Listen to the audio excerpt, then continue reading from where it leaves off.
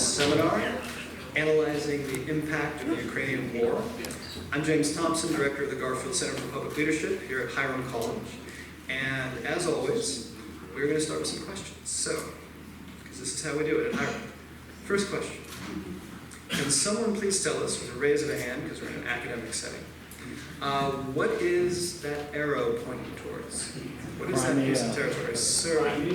Yeah, that is pointing towards Crimea. Anybody know how big Crimea is? Yeah, no? Okay. So I looked this up so I would know. It's about a quarter of the size of Ohio in both territory and in population. So it's not huge, but it's really, really important. And this leads to the next question. Which country is currently in control of the territory of Crimea militarily? Russia. Russia is in control of Crimea, absolutely right.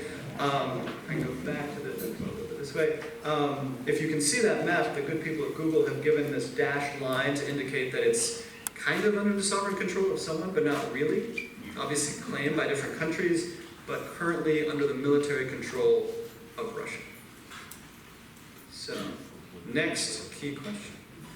When did Russia seize control of Crimea? I'm a professor, I love a raised hand. Sir, yeah. 2014. Excellent. 2014, the Russians took control, moved in, seized this territory. Now let's see what kind of audience we're dealing with here. When was the last time, prior to 2014, the Russians had control of Crimea?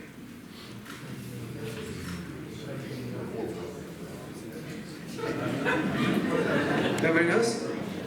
Oh, I see. I'm sorry. Yes. Can I guess within a few years? Absolutely. 1857? 53? Okay. Well, in a way that we can fit this into the right answer. So, does anybody else have a guess? Sir.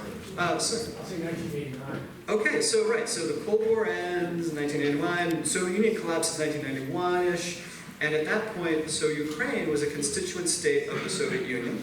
For some of you, you never lived through this, but most of us in this room did. It was a part of the Soviet Union. Soviet Union collapses, and Ukraine leaves, and it takes Crimea with it, because at that point, Crimea was officially part of the state of Ukraine. So in a way, you could say the last time the Russians had control of Crimea prior to 2014 was 1991. Just one little more question on this, just to see how much is understood in this room.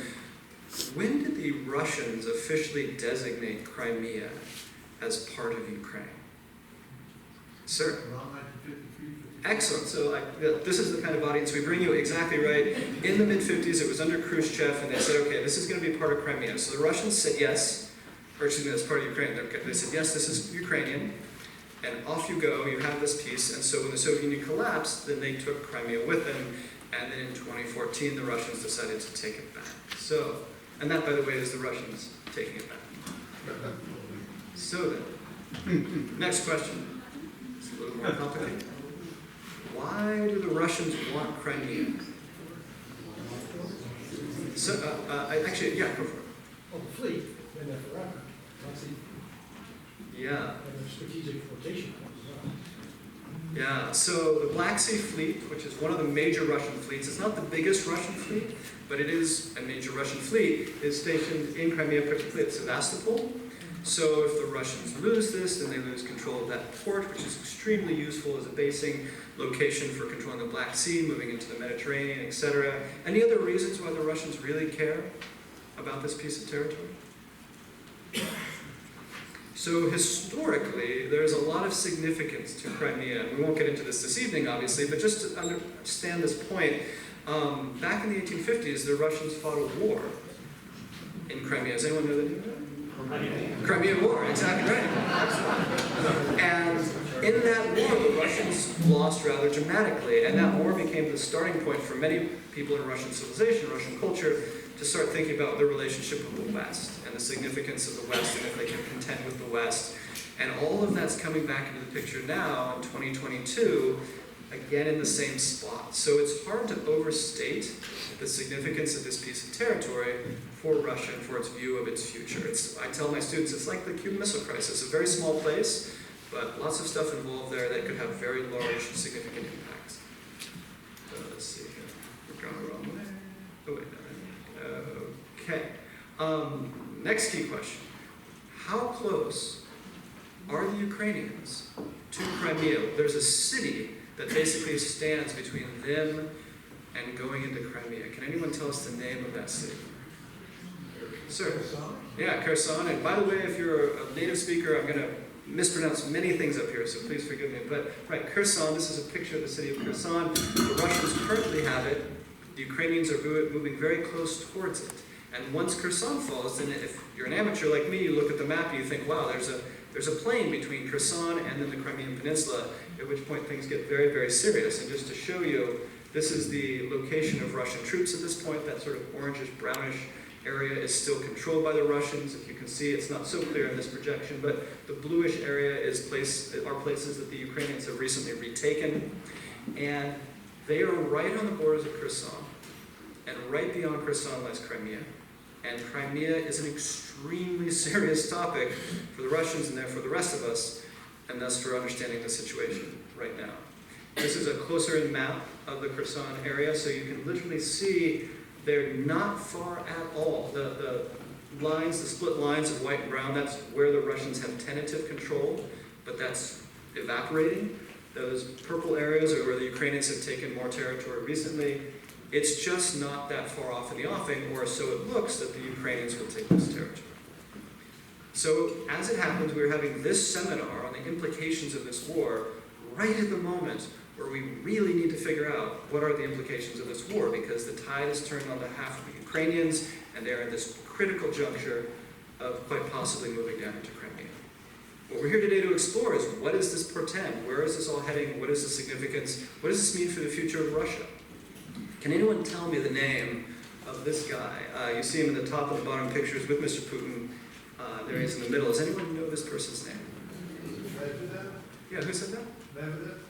Yeah, who is that? Oh, perfect. Is that you? Okay, thank you. Yeah, Dmitry Medvedev. And for the longest time, basically almost since Putin's been in power, he's been seen as the right-hand man, the heir apparent. Various times he's been prime minister to Putin's presidency, or he's been president when Putin's been prime minister, but he's always been Putin's guy. Not as much lately, but nonetheless, when we think about what happens in the future if Crimea becomes really serious and potentially calls into question the legitimacy of this Russian government, what happens next? What if this guy takes over? Has anybody been reading or hearing any of the things this guy's been saying while the war's been going on? If you want to find an interesting way to spend an evening, go read his tweets. They are much more aggressive than Vladimir Putin when it comes to talking about Ukraine. So if Mr. Putin loses power, who knows, that might be possible, and we end up with Mr. Medvedev, where does that leave us? Or, for 100 Thompson points, which in one of my classes means nothing, but students still like to get them. Does anybody know this guy's name? The head of the Wagner Group. Yeah, you are owning this seminar, by the way. Welcome to Hiram College. So, nobody, okay, so this is Yevgeny Prigozhin. And Yevgeny Prigozhin is he's called Putin's chef. He's a chef, you can see him in his chef's outfit. And he's also the head of this Wagner Group, I guess is the way we pronounce it here, which is this paramilitary force that's trotting around Ukraine, engaging in military actions against Ukrainians. Meanwhile, Mr. Prigozhin is seemingly posturing as perhaps the next person to take over Russia. Again, Mr. Putin seems relatively moderate in his approach to things compared to this gentleman. So, what is this all going to pretend if things really start to get serious in Crimea and the Russian regime gets called into question? One more picture here before we get on to the things. One more Russian. Can anyone identify this guy? Somebody new. I know you know. Yes. Yeah, very nice. Very nice. So this is Alexei Navalny. He is the most famous opposition figure to Putin. He was poisoned, by all indications, by the Russian authorities, had to go to Germany to recover, and then went back to Russia. At which point he was immediately thrown into prison, and he's off in some prison somewhere. But what is the likelihood that he emerges as the next leader of Russia? Well, he's in prison. Putin's ability to control that opposition has been very substantial. All of which is to say, if we're going to try to figure out the significance of this war and whether it's an outcome with Mr. Navalny or it's someone else, we need expertise. And so, today, hold on a second. So today we have brought to you the person I think is the ideal guest to talk about this topic, the future of Russia, the future of NATO. NATO is expanding. Currently has how many members? 30. Other states are trying to join, Finland, Sweden. What does that mean? Where is this all going to go? We need to think about that. More generally, we need to think about the future of European security. We can't just emphasize this enough. When wars start in Europe, they tend to become world wars. That impacts all of us. We need to understand what's going to happen. And so we brought today to campus General Wesley Clark, who was a Supreme Allied Commander of NATO. He's had a distinguished career in politics, in business, in diplomacy, in academia. We really could not have brought you a more ideal guest to talk about this, and I'm so pleased he's here today to help us understand this important issue. I'll also note that I have a completely selfish reason for wanting him here today. It has to do with this thing on the board here. Back in 1999, I was an academic intern at NATO's military headquarters in this place called Mons, Belgium. And it was at the time of the Kosovo War, and General Clark was running that war. And there were several cordons of security between where I was and where he was, so we never got to meet. But I worked with the people who worked with him on that war, and every day I would hear these stories about how he ran that war, that were this legendary figure. I hope I'm not embarrassing you, but this legendary figure, this living figure just a couple buildings over, doing these amazing things to make this war as effectively run as it was. And so ever since, I've been following his career, I've been interested in his perspective. As soon as he got to campus, I made him autograph his book that I've had for 20 years, Waging Modern War. And this is the certificate I got from NATO back, 23 years ago. So this has been a 23-year-long process to get him to come here and have a chat with him. And I had 10 questions I wanted to ask him, and he answered all of them between the Hireman and here. So I'm satisfied. Now we can get out to having you get your questions answered. To do that, we're going to bring a student up to properly introduce him. Really quickly, though, before we have our Garfield Scholar give the proper introduction, some special thanks to the men on the board, Bill Recker, Mark Logan, Ted Helmuth, Michael Canty. These gentlemen financially make our program, particularly the speaker series, possible. And I know that Ted is here. Is Michael here? Did I see him? Is he here somewhere? Okay, well, and I know the other two couldn't be here, so we'll all applaud Ted. So thank you.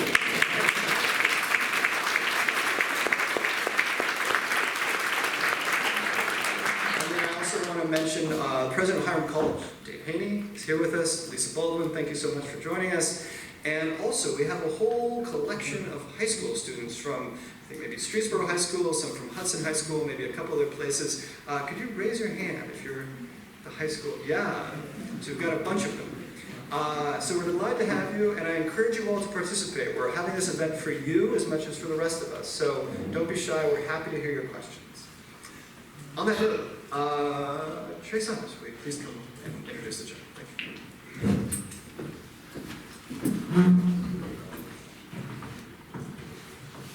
Good evening, everyone. I'm pleased to introduce General Wesley Clark as our seminar speaker. General Clark serves as the chairman and CEO of Wesley K. Clark and Associates. General Clark is also the founder of Renew America Together, which is an organization dedicated to fostering civil discourse about politically important topics among people of differing political persuasions. He retired as a 4-star general after 38 years in the United States Army. He graduated first in his class at West Point and completed 3 degrees at Oxford University as a Rhodes Scholar. In his final assignment as Supreme Allied Commander Europe, he led NATO forces to victory in Operation Allied Force, a 78-day air campaign backed by ground invasion, planning, and a diplomatic process, saving 1.5 million Albanians from ethnic cleansing. His awards include the Presidential Medal of Freedom, Defense Distinguished Service Medal, Silver Star, Bronze Star, and Purple Heart. Please join me in welcoming General Clark.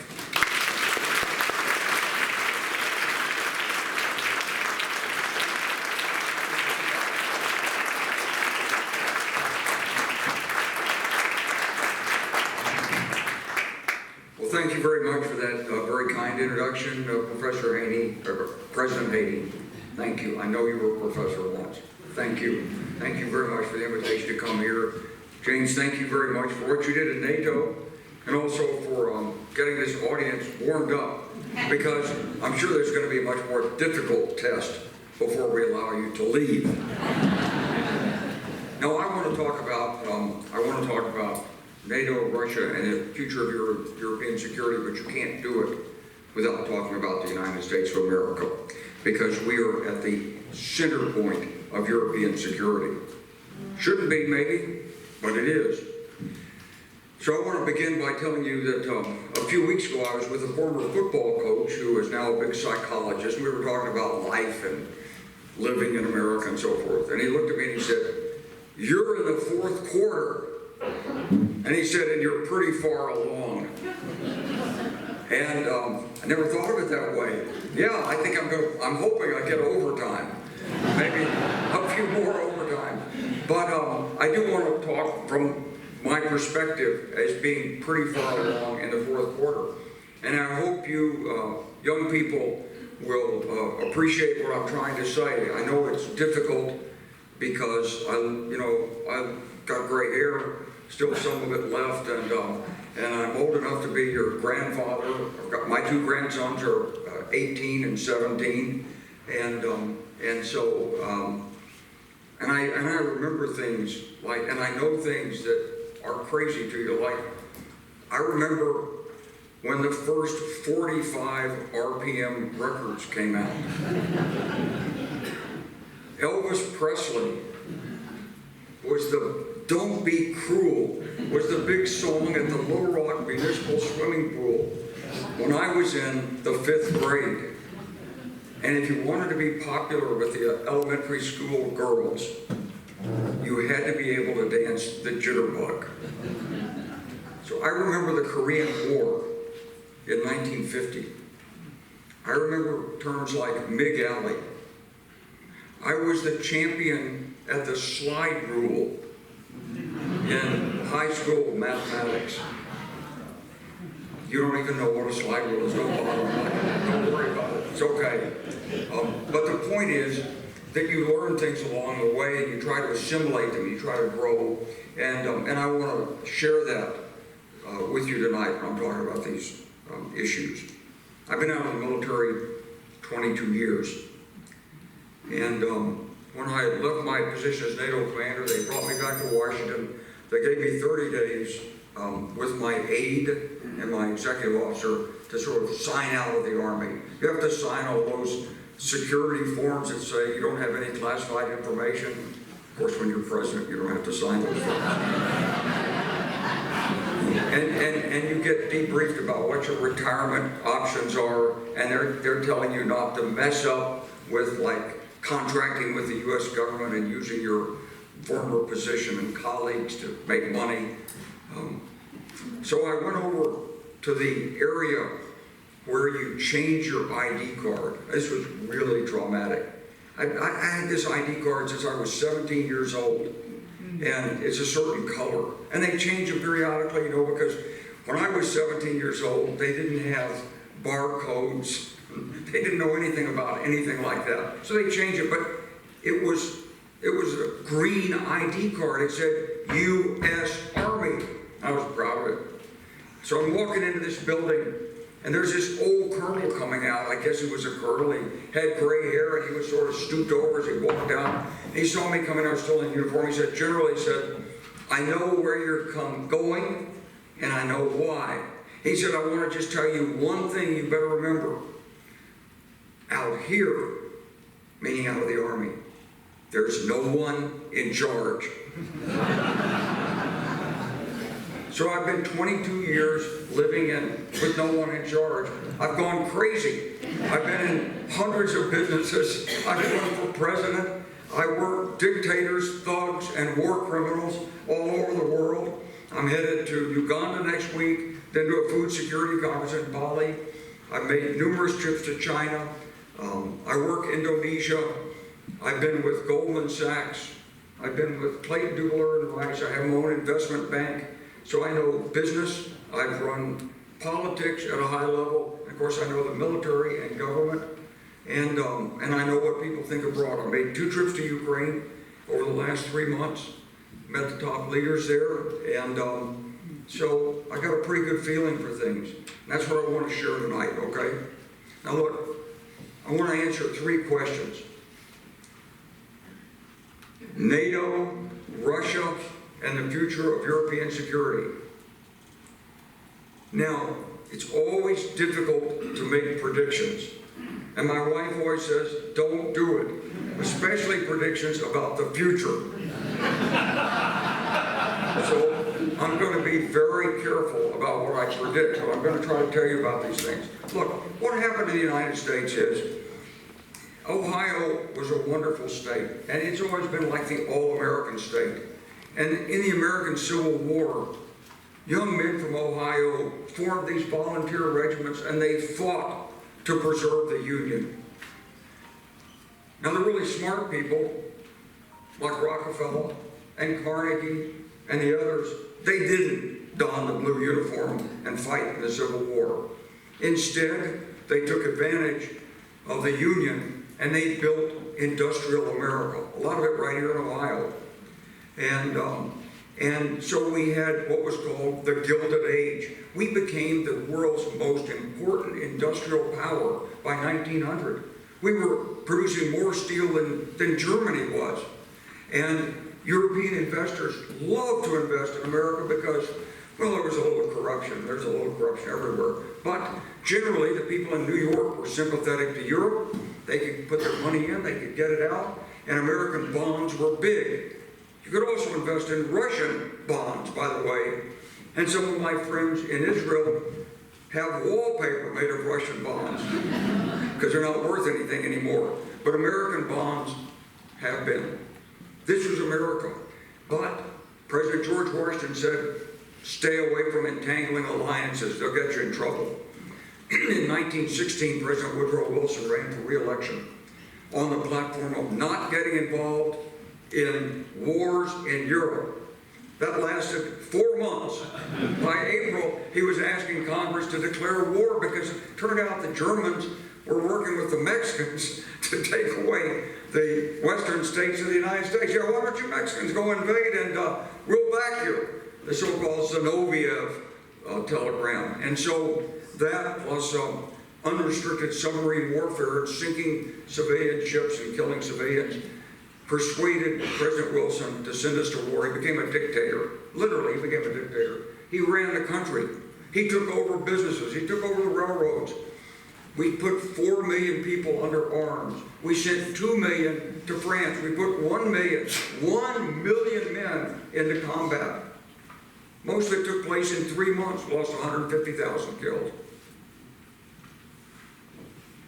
We brought back 50,000 French wives, so it wasn't a loss. And we became the most powerful nation in the world, and we had most of the world's gold supply because we were the world's creditor nation. When all these poor countries in Europe were expending their manpower and dying in the trenches of 1914 and 15, in patriotism you can't believe. And you high school students and young college students in here, you wouldn't have imagined the peer pressure that was on to enlist and serve the king in 1914 and 15 in England and in France. And they did, and they died. Whole generation of Europeans, German, English, French, died in World War I. Not so bad for Americans. We came out of it really strong. But it was a horrible experience. Nobody thought it could ever happen again. And so what happened was we cut down the size of the army. We backed away from international diplomacy. We said we weren't going to be engaged in the world. We were isolationists. Our army went from 4 million to 130,000. And in 1940, as war was already breaking out again in Europe, we installed the draft, and young men were going to be drafted. It passed in Congress by 1 vote. And this was after the Germans were already bombing London. And we stood by and did nothing Well, we gave them some destroyers, but we couldn't do anything because Congress said, not our problem. It wasn't until we were attacked in December of 1941. Then we mobilized 10 million people. And once again, American forces fought. They fought in the Pacific, they fought in Europe. We developed the atomic bomb because we heard the Germans were working on the atomic bomb, and they were, but we got it. The Russians had plenty of spies. They got the information just a little bit after we did, and they got a bomb too, but not during World War II. And we dropped 2 bombs. Some people said we didn't have to. Some people said it was the right thing to do to save lives. But the world entered the atomic age. The United States was the most powerful country in the world. We had 50% of the industrial power of the world. Everybody else was in trouble. In China, there was a civil war. Russia had been occupied. Germany, we bombed it to smithereens. England had been bombed. France was occupied. And Italy, they still had good wine and stuff. But not so much production. And we came out of that war, and once again, we brought our veterans home. A bunch of them probably came here to Ireland College. They had VA scholarships. They bought homes. People were afraid there was going to be a big depression again when we demobilized. Instead, the economy took off. And we quickly sort of cut the size of the armed forces. And then it turned out that Joseph Stalin, the dictator of the Soviet Union, wasn't done with his endeavors. And so war erupted when North Korea invaded South Korea in the summer of 1950. And we rearmed. And we put ourselves onto a sort of perpetual semi-wartime footing in peacetime. Never happened in American history. Never happened. We built a strategic air command. We developed these long-range bombers. We built up our nuclear arsenals. It went from an A-bomb, which is what I remember, to an H-bomb. Kids in elementary school in Little Rock, Arkansas are running around saying, "We have an H-bomb, we have an H-bomb." I know that sounds really stupid today, but there was no internet. There was no social media. And so everybody looked at the same news. And on the news at night, and television as it was just coming in, and radio, people talked about national and international affairs. And we exploded an H-bomb. Some people said, we should wipe out the Soviet Union before they get an H-bomb. No, seriously. But we didn't, of course. And so we entered the Cold War. And for 40 years, we contended with what we call the forces of Marxism-Leninism. This was the Soviet Union motivated by basically a dictator and fear with the ideology of communism, but with the actual practice of dictatorship.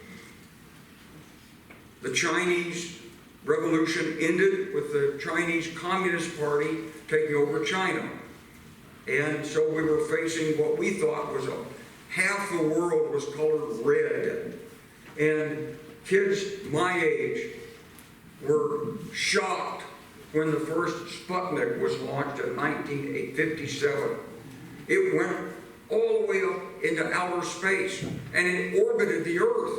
And it meant that the United States, despite having defenses, air defenses, Delta Wing fighters, against bombers from Russia, now the United States could be attacked and destroyed in 20 minutes. It was a shock to the American people.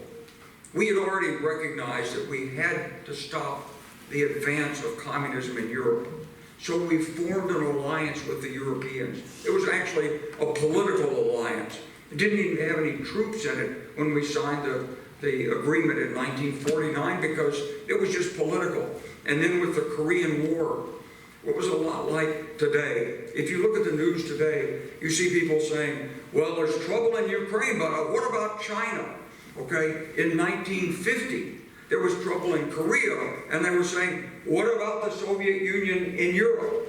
And so we never really committed full American forces in Korea to assist the South Koreans in defending Korea because we were worried about our back door in Europe.